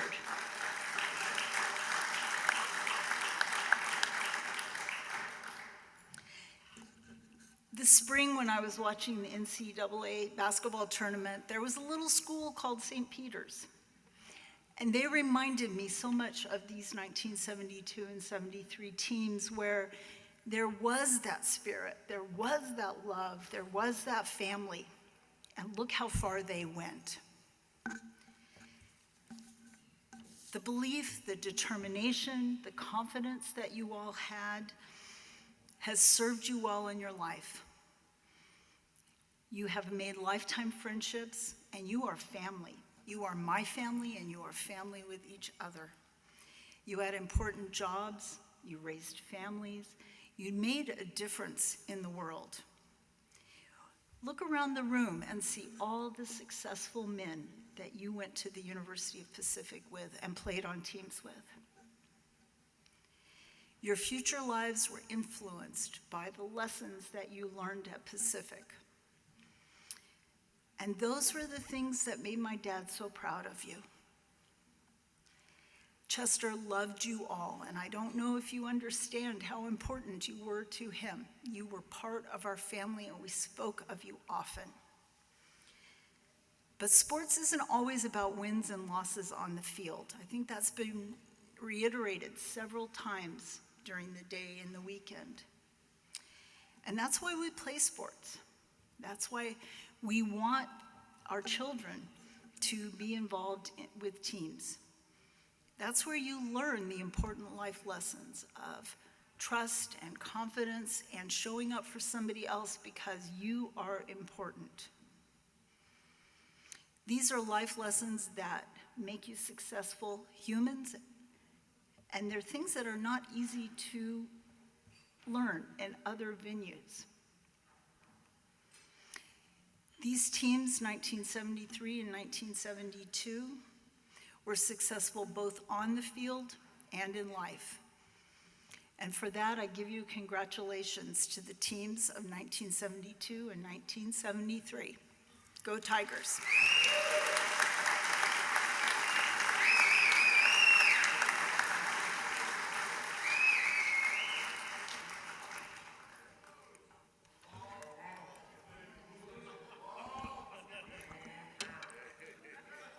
I haven't been up here very often, especially at the University of Pacific, but it's an honor for me to be here to represent the coaches, assistant coaches on our staff of Chester Caddis.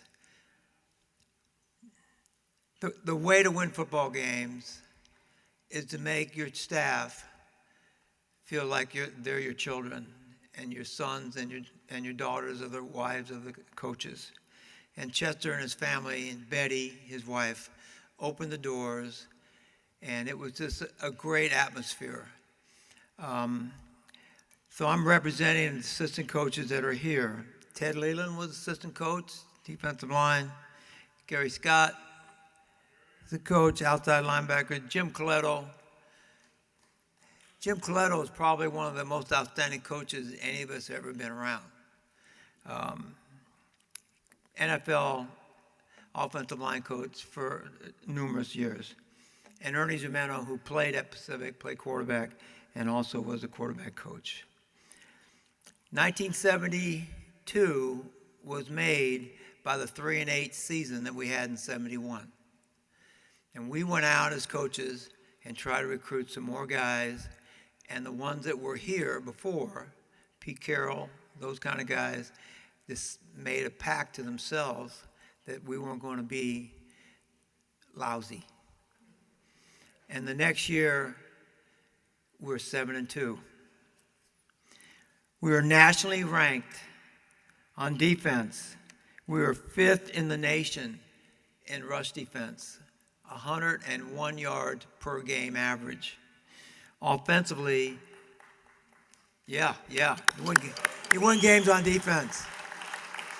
For those of you who aren't football fans, here's the way to win, is if you throw the ball a lot and you throw for 70%, okay, 30% of the time the clock is what? The game clock is stopped. So that means the game is going to be longer. That means your defense has to play longer. The more your defense has to play, the more opportunities the other offense has to score. So when you run the football, the clock runs on every down, and it runs the clock out. So we were outstanding on offense as well. We had a 265 yards per game, 12th nationally ranked rushing offense. That means running the ball. So what happens, they both work together. They both work together. The offense helps the defense, and the defense helps the offense, which is called a team, which is called teamwork.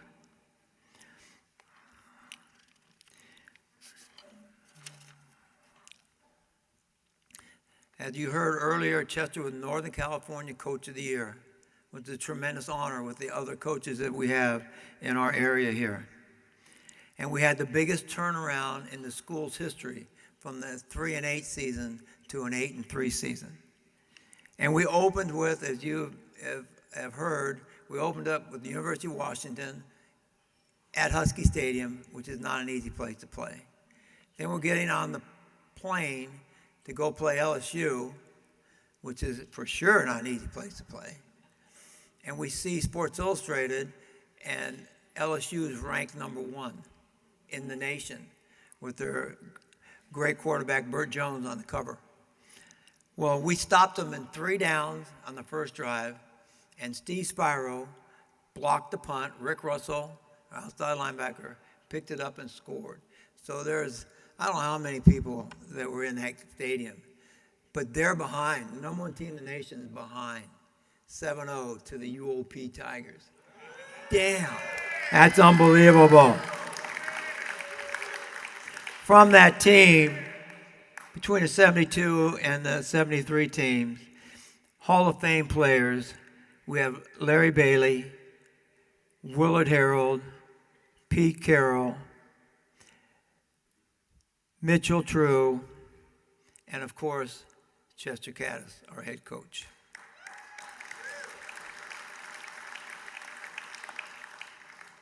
In 73, we closed with a 4-game winning streak. Our defense gave up 11 points in the last 4 games. That ain't happening. That doesn't happen very often. We had great football players. I don't care that they went to UOP or Ohio State or Michigan. It doesn't matter. Those guys played with their hearts, and they played good. They played really good. Defense, our defense ended up 8th in the nation in scoring defense, averaging 11 points a game. If you don't score points, you have trouble losing. We had 2 shutouts. Okay, as I said earlier, in the last 3 games, we gave 11 points. Our offense was led by Willard Harold, who's a tremendous football player. Played 10 years in the NFL, 165 pounds. You think he was a janitor here if he came walking in. But he could run, man. He could run. He got his jersey retired for the St. Louis Cardinals in the NFL. Played, like I said, he played 10 years. Okay. Our offense, Willard had 1,319 yards rushing, 14 TDs, 84 points that he scored, 6.3 average. And he's backed up by our fullback, who is here from Bakersfield, Mike Mangrum, who carried the ball 124 times. Wasn't quite as fast as Willard, for 560 yards and 4.5 and 5 TDs. We had Willie Viney, who's probably other than Reggie White, of all the players that I've been on teams with, those two are the part of the greatest athletes. Willie Viney was 6 feet tall, weighed over 300 pounds. 1 foot on the scale was 300. He could leap up and grab the rim and hang from the rim. It's pretty impressive. I can only just stuff it, but no, I'm kidding there. And then we had Larry Bailey also. They worked against each other. But we had really good football players. And when we think about UOP football, we can't and shouldn't ever take a back seat to any of the other teams, Ohio State, Michigan, who give a rat's you know what. Our guys cared, loved, made the difference, and won. And that's why they're going in the UOP Athletic Hall of Fame. Thank you.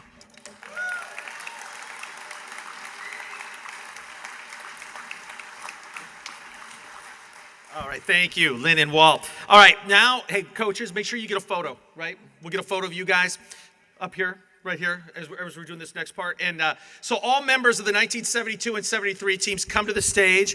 The 1972 team, you're going to come this side, visit Coach Leland Coletto and Lynn on my right side over here to receive your medallions. And then members of the 1973 team, you guys are coming to the left side over here to get your medallions from Coach Harris, Scott, or Zermino on my left. All right, so come on up here, guys. Be honored. Walk on up here. Two great football teams, 1972 and 1973.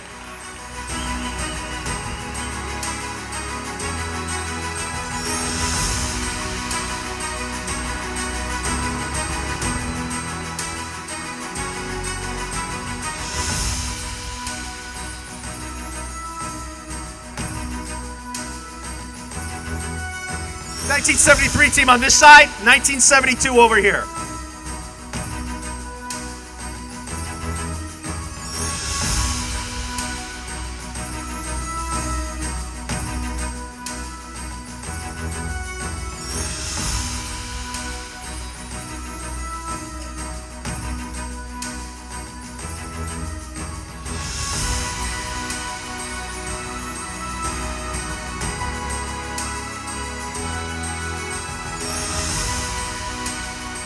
Hey guys, after you get your medallions, stay up here for a big group photo.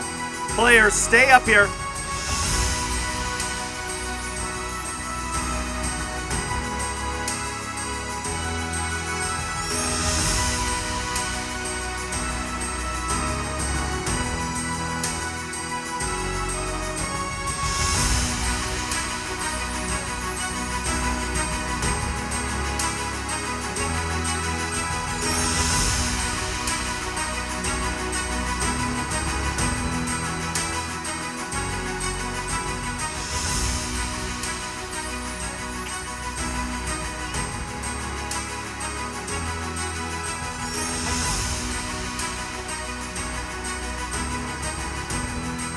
Guys, we're going to kind of move in here and we're going to do a big group photo here in just 1 second.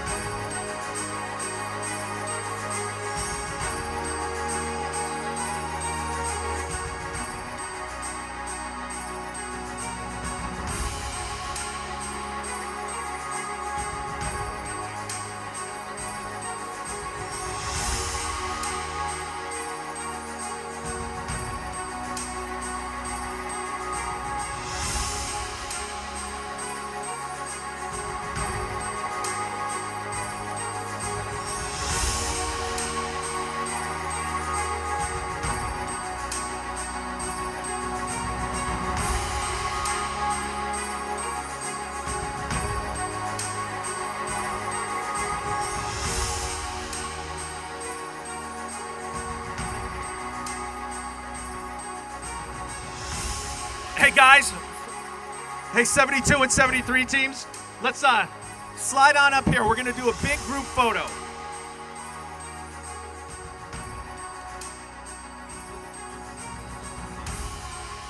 You want them? Yeah. Can you get them?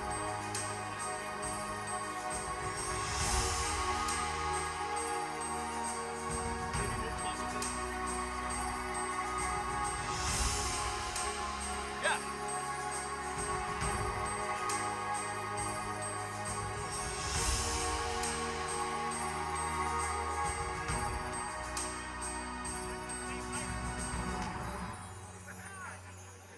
I need one of these coaches to boss these guys around one more time. Get them ready for the photo.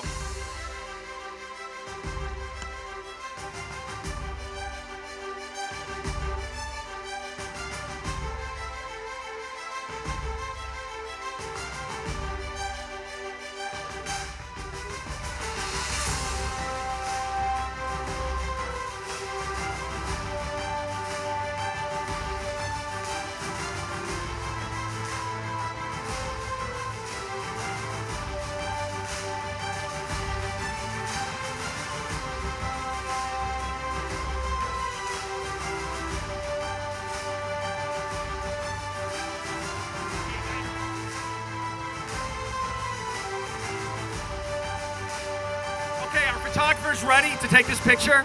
Here's our photographer right here, guys. You guys ready for the photo?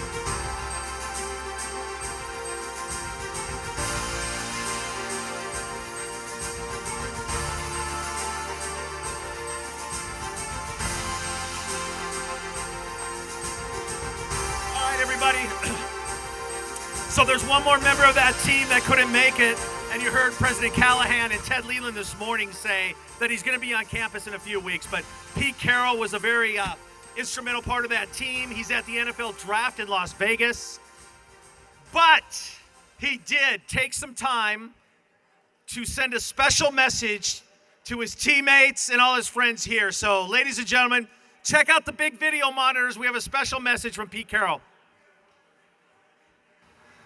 Hey, Tiger fans. I'm so happy that the university is hosting this football reunion and the Hall of Fame weekend on campus as part of the Pacific Football Legacy Project.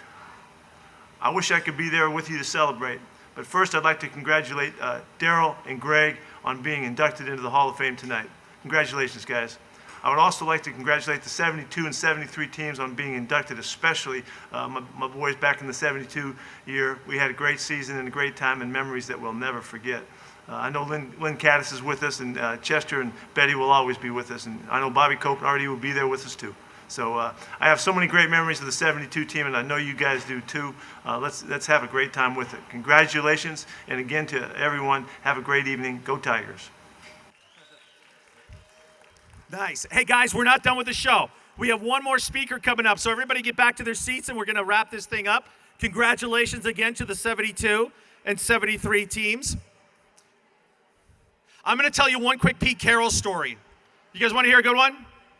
Okay, so when he was the head coach of the Patriots, I was a television sports anchor, and I was the sports anchor for Fox in Boston. And this was when the Patriots were horrible, or not as good as Boston was winning titles throughout the 2000s.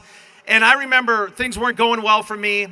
I did not fit in Boston. And I would go into Pete's office after practice, after I'd go there and do some live shots. And I go, Pete, what are we doing here? I go, we are West Coast guys. We got to get out of here. I mean, this is just not working for me. They're going to run me out of town shortly. He goes, Pete, the eternal optimist, said, no, we're going to beat the Bills this week. We're going to turn things around. We're going to get it done. Well, fast forward, I live in Manhattan Beach now, where Pete lived for years when he coached USC.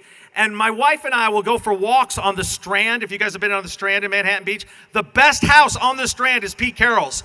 All right, he's got the biggest back deck. And you know why? So he could recruit all those great players to USC. He has the biggest deck. And Pete, I was right. You were a West Coast guy. 1 Super Bowl and 3 national championships. So what a great message from Pete there to be part of this evening tonight. All right, can I bring you up, Ted Leland? Okay, Ted's going to introduce our final speaker for the night. Well, hello, everybody. Can I get your attention, please? Can I get your attention, please? It's Buffalo Head from earlier in the day. Yay. Congratulations on those 2 teams. It was really great to coach them. But now we've got a respondent, I would say, from the team of 72 and 73 who's going to speak on their behalf. And the next speaker was one of the heroes of the 72 and 73 teams. At the end of the 1971 season, the prognosticators, the draft people, ranked Carlos Brown as one of the top 5 drop-back quarterbacks in the United States. He ended up being our starting quarterback at the start of the season. Then he had a knee injury, and we thought our season was over. Bruce Keplinger stepped in, led us to some great things, as you heard earlier. We changed the offense around. But the real hero was Carlos Brown, because he came back to that team, moved to tight end, and became quite a fixture among this team. But to move from pro prospect quarterback to tight end shows the commitment he had to this team. He ended up being drafted as a quarterback, even though he didn't play the position of Pacific, drafted by the quarterback by the Green Bay Packers, and ended up playing for them for a couple of years. After that, he played a little bit in Canada, went down to Los Angeles, became involved in the movie industry, and we all know him as Bubba from The Heat of the Night. Had a great movie career, and then he eventually moved back, was from Riverdale, moved back to Fresno. And listen to this, you guys. He's been twice elected the mayor of Fresno, both of those times by the 2 highest pluralities in the history of the city of Fresno for mayor. He now does a lot of charity work. He's got some mentoring programs that he runs, and he also has some radio broadcasts that he does down in Fresno. So without further, I have one story I want to tell on it first real quick. My first year of coaching, Homer Smith's the head coach. Carlos is a freshman ineligible. It's hot, and we're out there practicing. And it looks to me, looks to all of us, as we're sitting there at night, that Carlos might be packing his bags and heading back to Riverdale. The rumor goes around that he might be quitting the team. I'm a young coach. I'm sitting in the coaches' meeting, and Chester Caddis says, who's an assistant, says, well, send Carlos down to talk to me. And everybody gets up to leave, and then Chester turns to me and says, when Carlos comes down here, go up in his room and steal his car keys. So I did. When Carlos was sitting there talking to Chester, I had his car keys. He couldn't leave if he wanted to. So one of the great Tigers of all time, Carlos Brown, Alan Autry.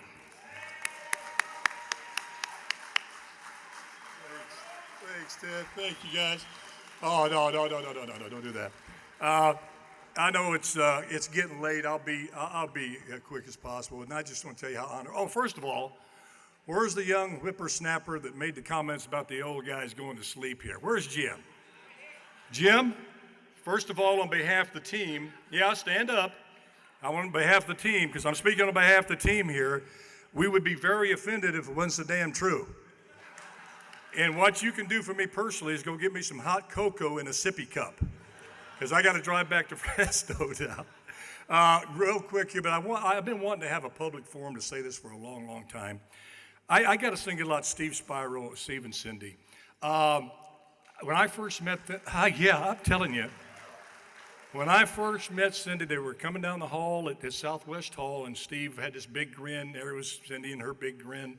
Side by side, he introduced me to his girlfriend, and they have not separated. They've been by each other's side since then, and they have done so much. You talk about working their rear off and being the ultimate Tigers.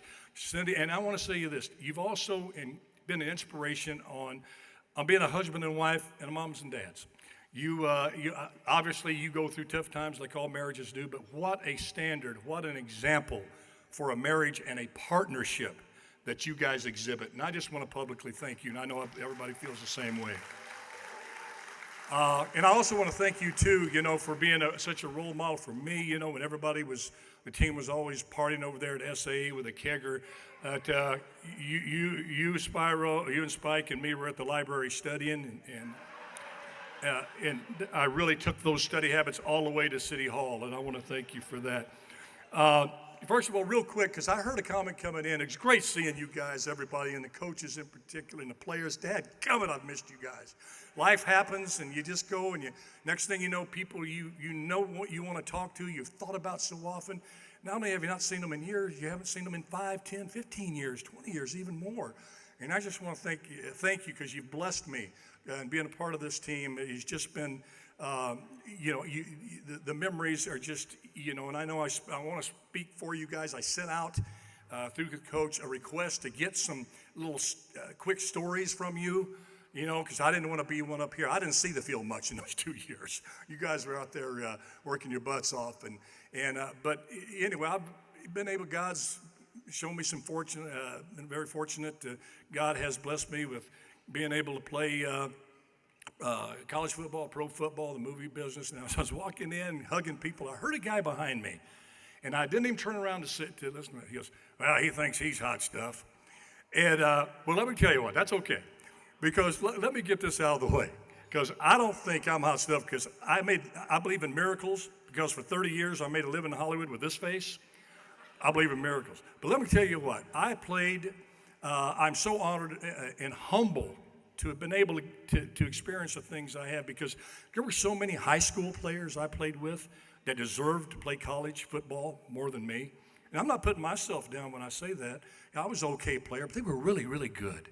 But the ball didn't bounce right for them. They never got a chance to play college football. Then in college, I see all the ones that didn't get a chance to play pro football. One in particular is Willie Viney. That was, to me, a travesty that he didn't get a shot to go play. That so many of the players that I play with that would have made better pros didn't get the chance. And then when I get into the movie business, I think of, all the actors out there. You see they're much better actors. And if you've seen me act, you know of what I speak. I mean, they're much better actors. And then you get into the the mayor's office. You think of all the people, public servants that are better than you. And again, you don't put yourself down. You just say, wow, you're very humble. But there was a time, real quick, that I was letting it go to my head just a little bit. The second year on the heat of the night. And we were number 2 in the rankings. That was big stuff.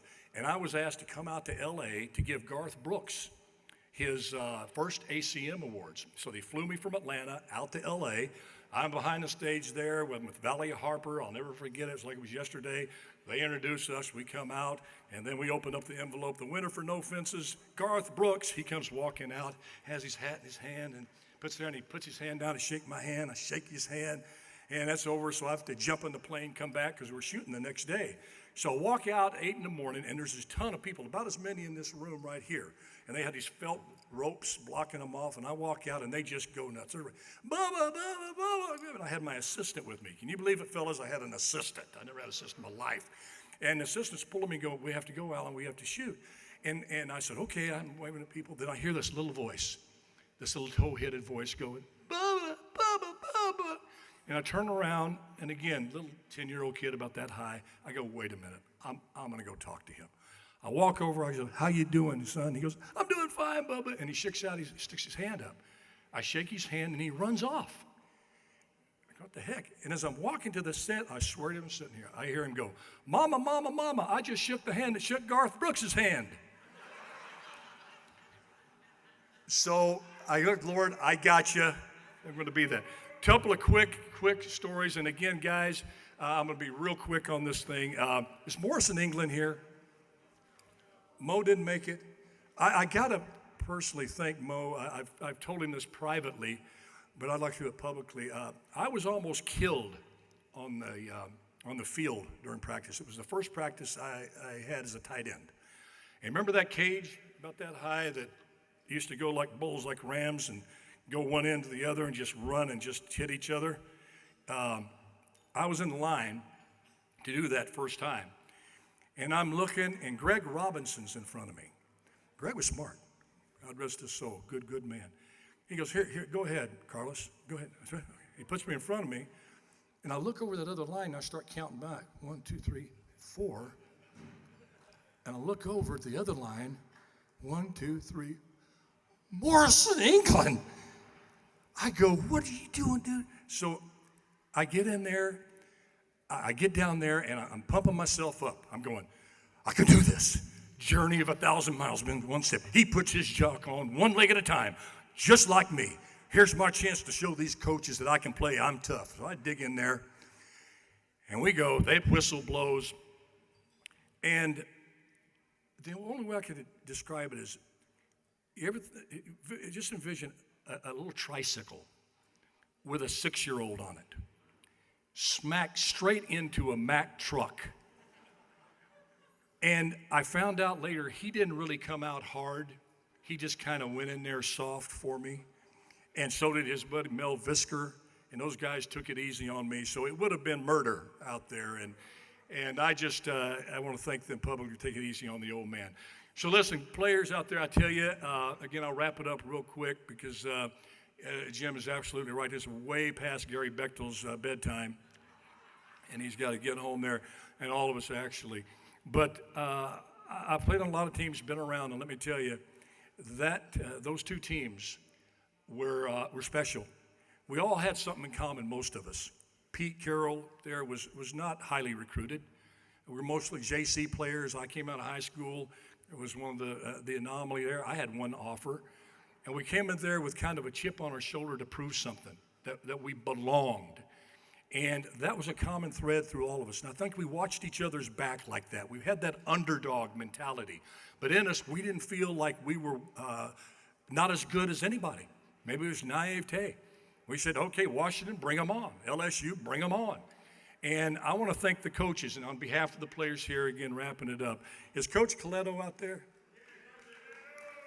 For Coach Harris, all of you guys, Coach, and Coach Coletto, and Coach Jordan, who's passed on, Coach Caddis. But I tell you, the two here, I want to say thank you for, in particular to Coach Coletto, for me personally, but I think many of the players here, especially the offensive line, could say the same thing. Thank you for being tough on us.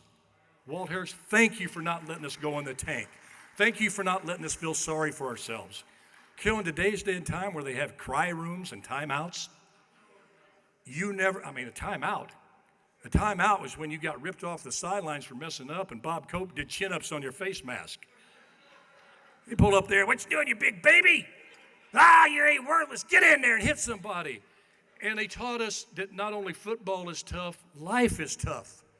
And I think those two teams, we came out more prepared to face the hits and the blows of life, and to get up and to not fear anything or anyone. If you have a goal, you go get it. Don't tell somebody that you can't. Don't anybody tell you can't do it. You're a Tiger. You went through 72, 73. So coaches, again, and the best definition I ever heard of a coach is somebody who will take you where you can't or won't go yourself. And this coaching staff that we had, we are blessed, each and every one of us, right, folks? Out there. And then, I promise this is my closing thing, is I want you to keep Jim Honegger in your prayers.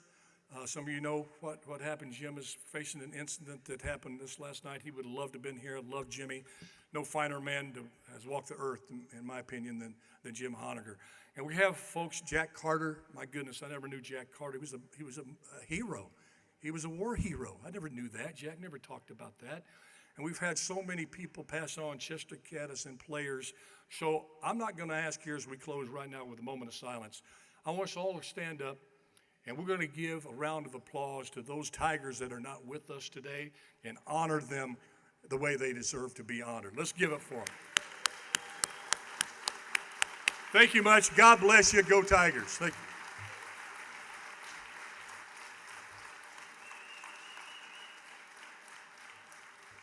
Okay, that was awesome. Great job. Hey, how about a round of applause for all our honorees tonight? Great evening. Special night. And we're going to close it with a bang. We're going to try something different here. Okay, you guys see the programs on your table? Okay, on the back side of them are the lyrics, the words to the Tiger Fight song. So we're going to sing it. We're going to sing it one last time, loud and proud in here. We need a little help. Tony Nordbeck, are you out there? Can you come up here? Maybe some other enthusiastic former Tigers that know the lyrics really, really well. We're going to do this together. So everybody stand up before we head out. The words are on the back of the program. Let's see what you got. Tony's up here. Kopi's up here. Anybody else? All right, here we go. Ryan Benjamin's up here. Hall of Famer, All-American. All right, this is good. You guys ready? You guys remember the words? Remember the song? Tony, you take it from here. Here we go, guys. On the count of 8, everybody clap it up. Here we go. Fight, fight, fight. Let's win the game. Fight, fight, fight. See the Tigers make it good. Don't forget the Super Fight.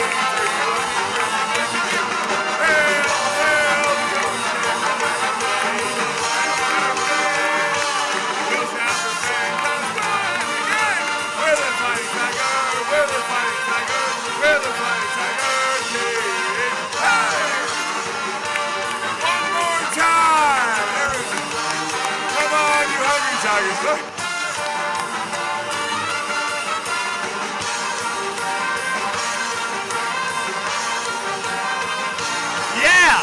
I heard the baseball team singing last night. They did good. Nice job. Keep it rolling, Coach. All right, hey, thanks, everybody. What a great evening. I hope you had a nice time. Thanks for coming. I know everybody has a lot going on, so we really appreciate it. Let's keep the spirit for Tiger football going. What do you say? All right, stay in touch. Make sure you exchange names. Let's stay in contact. Let's not be strangers, and let's do it again. So thanks to UOP. Thanks for having us. Drive safely, everybody. Go Tigers.